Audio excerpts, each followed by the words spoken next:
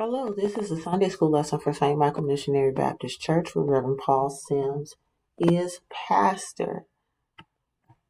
Our lesson for October 2nd is titled Precious Baby in a Boat. It comes from Exodus chapter 2, verses 1 through 10. Our key verse comes from verse 3. When she could hide Moses no longer, she got a papyrus basket for him and put it among the reeds. God's word. Now a man of the tribe of Levi married a Levite woman, and she became pregnant and gave birth to a son. When she saw that he was a fine child, she hid him for 3 months. But when she could hide him no longer, she got a papyrus basket for him and coated it with tar and pitch. Then she placed the child in it and put it among the reeds along the bank of the Nile. His sister stood at a distance to see what would happen to him. Then Pharaoh's daughter went down to the Nile to bathe, and her attendants were walking along the river bank. She saw the basket among the reeds and sent a female slave to get it. She opened it and saw the baby. He was crying. She felt sorry for him. "This is one of the Hebrew babies," she said.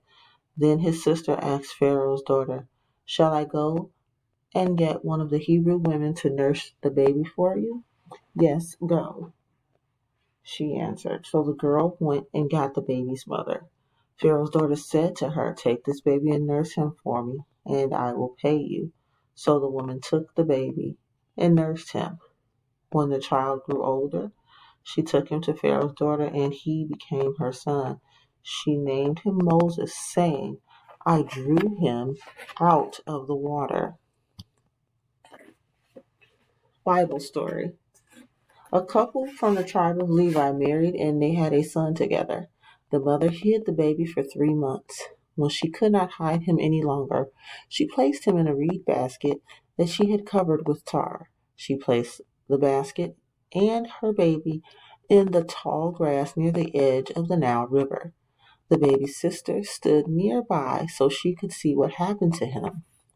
The king of Egypt's daughter came to the river to take a bath. One of her servant girls was walking beside the water and saw the basket in the tall grass. Pharaoh's daughter sent one of the slave girls to get it. Pharaoh's daughter opened the basket and saw the baby. He was crying and she felt sorry for him. She knew that he was one of the Hebrew babies. The baby's sister asked Pharaoh's daughter if she would like her to find a Hebrew woman to care for the baby. She agreed, and the girl returned with her own mother.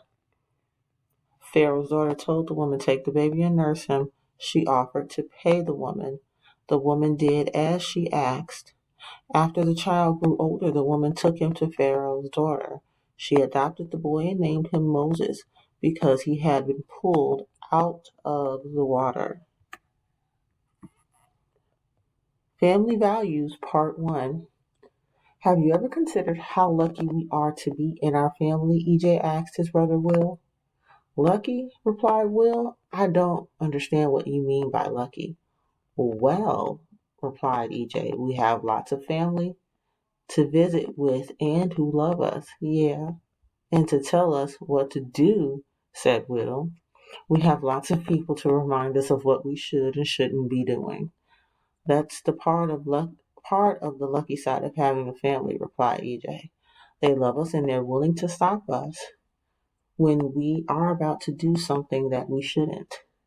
It might be lucky if we could make our own decisions without so much input from family," replied Will. Exploring the story with Nicholas and Cornelius. Hello, friends. Nicholas and Cornelius here. Do you know what it means to be part of a family?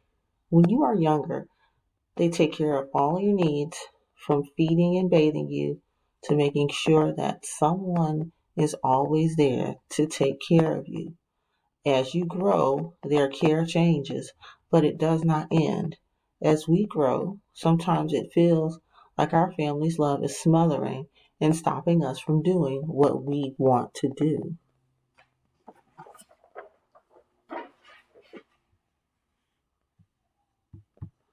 Family values, part 2. Maybe if you weren't trying to follow your friends so much, you'd see how great our family is, said EJ. My friends aren't so bad, exclaimed Will. We look out for one another. That's what I'm talking about, said EJ. That's what our family does for us, too. Yeah, I've got it, replied Will. We have a lot of people who look out for us and who take care of us and all of that.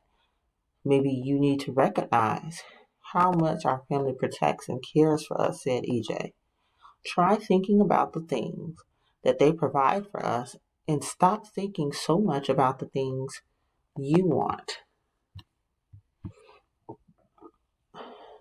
Exploring the story with Nicholas and Cornelius. Have you ever considered how different your life would be if you did not have your family? Would you be safe and protected? Would you have a safe place to live? Would you have enough to eat? Will you be able to go to school to learn? These are just some of the things that your family provides for you. We must remember that we are blessed to have a family that cares. Let's look at the scriptures for next week. On Monday, you will read Exodus chapter 3, verses 1 through 15. Tuesday, you will read Exodus chapter 14, verses 21 to 31. Wednesday, you will read Psalm 105, verses 26 and 27, and then 37 through 45. Thursday, you will read Hebrews 3, verses 7 to 19. Friday, you will read Hebrews 4, verses 1 through 11. Saturday, you will read Deuteronomy chapter 1, verses 1 through 8. Sunday, you will read Deuteronomy chapter 32, verses 3 through 14, and verse 18. Let us pray. Our Father, which art in heaven, hallowed be thy name. Thy kingdom come, thy will be done, in earth as it is in heaven. Give us this day our daily bread, and forgive us our trespasses, as we forgive them that trespass against us.